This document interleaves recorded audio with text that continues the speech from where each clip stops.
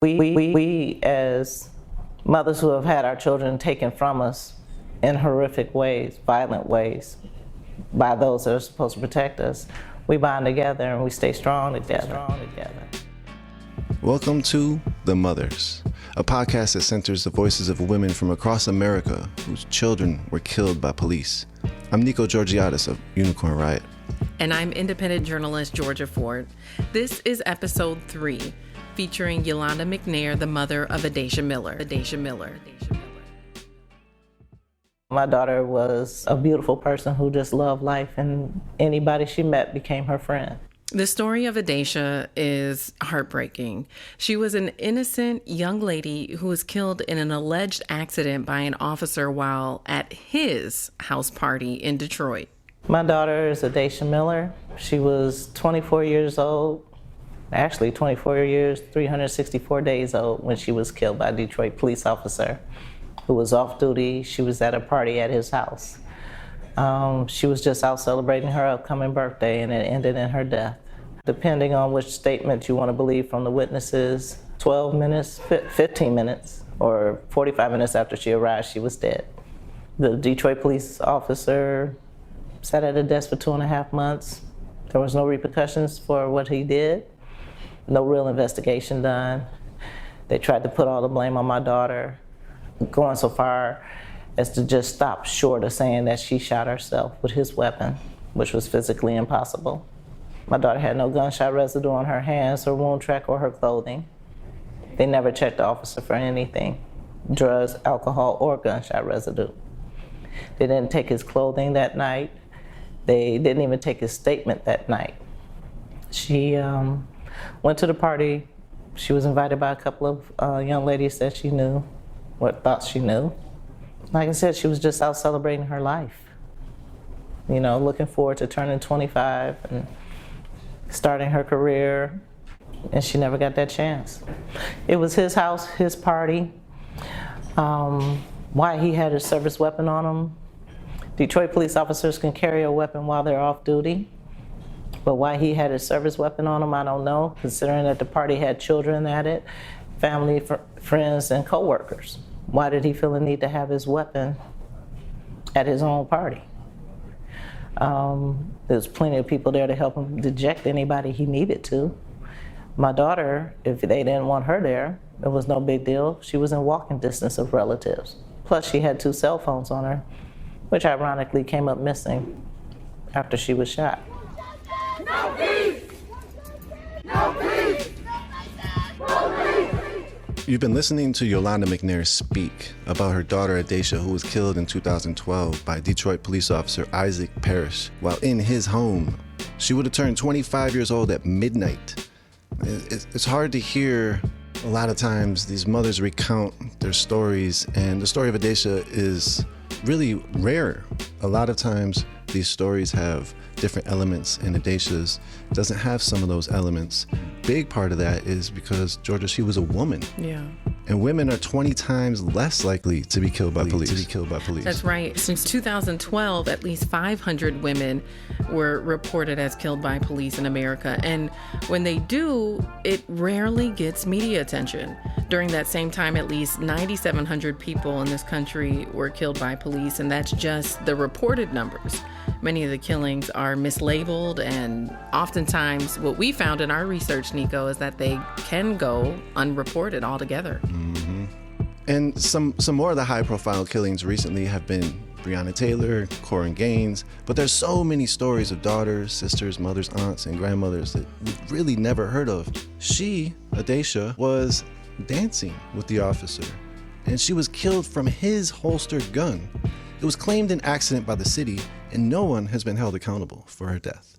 The city of Detroit did a piss poor example of a investigation. They drug it out till the city went into bankruptcy, closed my daughter's case, suspended the case, and then the prosecutor closed the case with no explanation.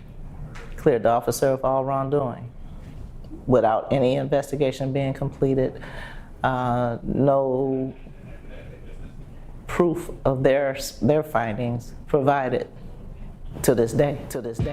And Niko, one of the things that we typically do when we meet mothers is ask them, they've endured this huge loss, this tragedy, but somehow they find a way to turn their pain into power, as the case was for Yolanda. It makes me, as a mother, want to go up in there and, become a bull in a china shop. But I have to think about what the legacy for my daughter is. And it can't be that they worry more about the people I went after than the fact that they took her away from us. So in light of that, I started this organization, Protect Our Stolen Treasures, better known as POST. It's comprised of myself and other members who have lost their loved ones to police murder. Myrtilla Jones, her granddaughter was Ayanna Jones, 7 years old, asleep on the couch. Police officer shot her in the head. Kevin Kellum, his son was shot to death in front of him. And Kimberly Davis, her son was killed by an Ohio State trooper days before his daughter was born. But I fight for families all around the country. I go all around the country. Coming to Minnesota is just one of the stops that I make. My organization has chapters in multiple states. We are in Columbus, Ohio, Greenville, South Carolina, Portland, Oregon, and Lawton, Oklahoma. And we're going to open up more chapters. We're looking to open one in Louisiana shortly. But we're all coming together for the same cause, changing the laws that govern police officers in the way that they're treated when they commit crimes, and call them what they are: murder, brutality, rape. Don't just candy coat it and then say, pat on the head, you lose a little money, go on about your business.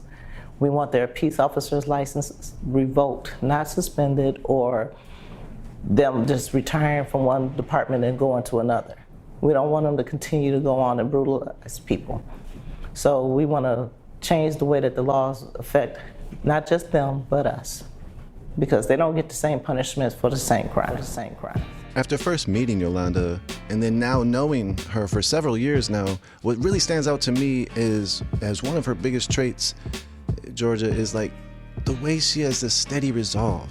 She has this compassionate energy along with her. Her presence is also just so very kind and humble and just loving. I remember specifically also going to meet up with her in Detroit. She was holding a Kite Flight for Life event, and a lot of discussion was had, and she was sort of the centerpiece of that discussion. That's right. What was your thoughts around Detroit? Niko, when we were in Detroit, we went there specifically to support Yolanda, but while we were there, it was fascinating to see all of these families from across the country who flew into Detroit to also show their support for Yolanda. And when we met Ayanna's grandmother and we learned the story about her grandbaby who was killed inside her home, right? For me, as a mom myself, it broke me down to my core, because I couldn't help but think of my own children, right? And here, this was another story that I personally had not heard of, right? And so for me as a journalist, it brought me back to the reason why it helped center me, and the reason why telling these stories is so important. Because yes, the world knows George Floyd, and most of the world knows Philando Castile, and most of, at least the country, knows about Daunte Wright, and now unfortunately Amir Locke. But do they know about Adaisha? Do they know about Ayanna? And so for me, I think that is, it recentered my why I'm doing this, because we have babies who are being killed by police in this country, and what's being done about it? Heartbreaking. It's absolutely heartbreaking. I can't even understand the magnitude of pain. And then so Yolanda has utilized some of that. Some of this gathering was part of Protecting Our Stolen Treasures, in a group, a support group that she's created, along with other family members, mothers, fathers, mostly in Detroit, Ohio, and then they branched out all across the nation. And I think this is really unique, right? Not only did she turn her pain into power by founding this organization called Post, but she has also empowered other grieving mothers to turn their pain into power by allowing them to have a chapter of Post in their city, in their state.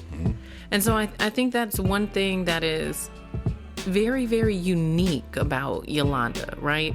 Because we've covered other organizations that have been founded in honor and in support of a child who had been killed by police. But in this instance with Yolanda, I think she's the only mother that we've met who has activated her organization across the country. And so I think it speaks volumes to the leadership that Yolanda has, the heart that she has, and how not only has she transformed her pain into power, but she's uniquely positioning other moms to do the same. And it's been a beautiful journey to follow.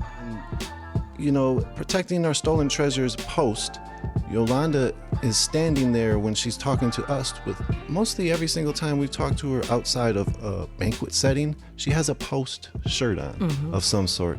And she's wearing pins of Adaisha Miller. And she speaks of her daughter just like incredibly kind words. My daughter was a good hugger. She had a beautiful smile, lit up a room. And the fact that her outlook on life was that it's the best thing. You know, no matter how hard something was, she always saw the upside. It wasn't a doom and gloom kind of person. You know, she loved learning things. She was learning how to play the guitar when she was killed. She used to write poems and haikus.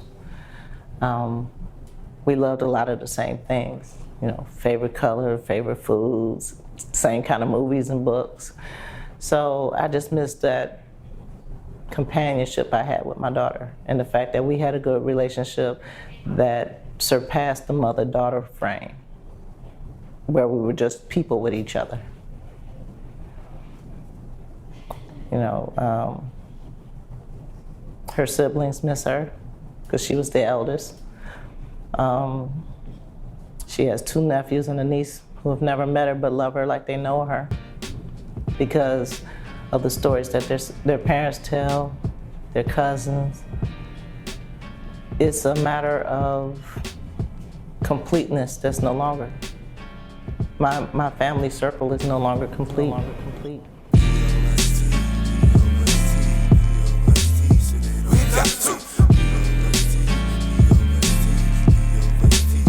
We got to protect our stolen treasures. Yeah, we got to protect our stolen treasures. Please, we got to get rid of silent gaps. That's a cap not trying. Mama sick of crying cause we won't stop dying. They won't stop lying, they for sure not frying. Can't even get a statement from the one that started firing. So many double standards that we face in this world got me afraid to make a kid cause they taking our girls. They erasing our boys, placing a void in the hearts and souls of those that love them the most from the start. I feel them when I hear them reminiscing pain, trying to make sense out of something they don't want to explain. We gotta change up the game, and that starts with education, cause our greatest resource is when a child know the essence and recognize the blessings that our parents provide. Precious jewels that we use, how dare you decide if I deserve to live this for all the murdered kids and the mothers that love us and the fathers that handle this. Yeah, protect our stolen treasures. Yeah, we got to protect our stolen treasures. Please, we got to protect our stolen treasures. Yeah, we got to protect our stolen treasures. Please, we got to. P-O-S-T, P-O-S-T, P-O-S-T, so they don't test me. P-O-S-T, P-O-S-T, P-O-S-T, so they don't test me. P-O-S-T, P-O-S-T, P-O-S-T, so they don't test me. P-O-S-T, P-O-S-T, P-O-S-T, so they don't test me. You're listening to The Mothers with Yolanda McNair. whose daughter was killed in 2012 by an off-duty police officer in his house. As we've heard from Yolanda, she's been around for many years now, pushing for change. Here's her thoughts on what would help bring accountability for police killings. The viable solution is equal punishment for equal crimes. You as a citizen, if you go out and murder someone, you get 20 years to life. They get a slap on the wrist, a little time off, and go somewhere else, if that happens. A lot of them don't even miss a day. I want them to understand that they're nothing more than a citizen who took an oath that they don't give a damn about, and they need to be treated that way. I think there are good cops out there, but a silent cop is not a good cop. It's a good cop trying, but you gotta do more than that. You gotta. You chose that job. That job didn't choose you. And if you're not right for the job, they need not be in that position. You cannot be a cop, a good cop, and be a bully, a bigot, a racist, a rapist, a robber, a murderer. You know, those people need to be removed. And whether it's locked away for life, it should be. Why not? A life for a life. My daughter wasn't innocent, did nothing wrong, but she was attacked and then murdered. They should not be allowed to sit up here and tear our family members down and then tell us to be quiet, don't say anything. Don't say anything against the cop because there are repercussions. Why the hell is it a repercussion for me saying, you're dirty, you killed my kid? But you can sit up there and say whatever the hell you want about my child. She can't defend herself. We speak for those who cannot defend themselves. And as long as the only story being told is a true lie, a real story, made up, fictitious, we have to speak out. We have to change that. Accountability. If we're accountable for what we do, we're accountable for what our children do. What's wrong with the cops being accountable for what they do? It's just common damn sense. That's why on the back of my shirt it says death requires responsibility. It's a fact. You're responsible if you hit somebody in the car and they die. You're responsible if somebody steals your car and hits somebody and they die. How come you're responsible for something that was not in your possession? Gone without your knowledge. Driven by someone you didn't know, but you're held accountable. They're carrying that gun, using those chokeholds, tasing people. Those are all things they're doing personally by themselves. So why are they getting away with it?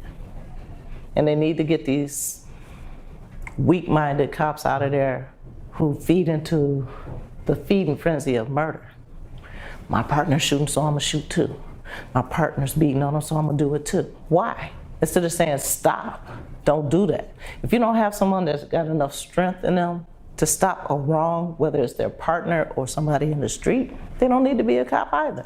But people don't, they want to hide and then say, well, they must have did something wrong. Stop thinking that way.